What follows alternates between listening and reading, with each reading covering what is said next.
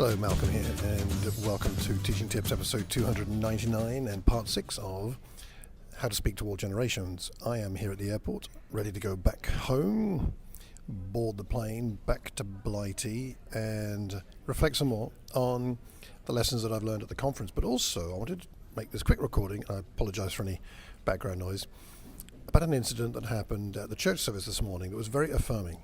So I was very blessed to go and worship with our sister congregation in Oklahoma this morning, and when I got there quite early, there was a young lady there who was ready to operate some of the cameras. I don't know exact age, I didn't ask a young lady her age, but I'd say about 14 or so, Leslie.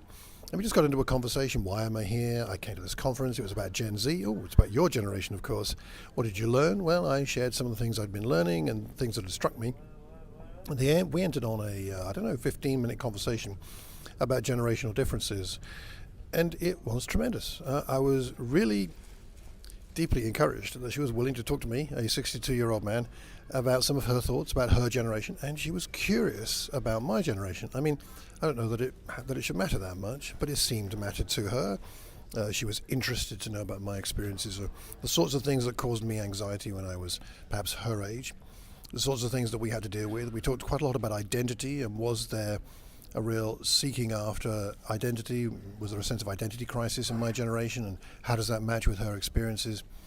It was a really interesting conversation, and she affirmed her need for her generation to learn from the older generations, mine included.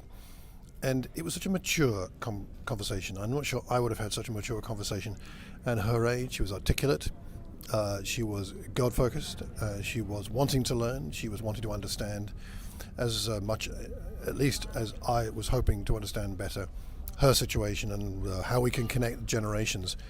And so I think perhaps God gave me that at the end of that conference, because I do feel rather insecure about trying to connect with younger generations. I feel it's a bit of a different language and, of course, in a different culture, as we've talked about in some of the other recordings. And yet there I was in a foreign land talking to a young lady I may never meet again, but who was willing to talk about these things. So I go back home with a greater sense of confidence that we can engage in these issues, and prayerfully and hopefully we can find a way forward. And until the next time, keep calm and carry on teaching. God bless.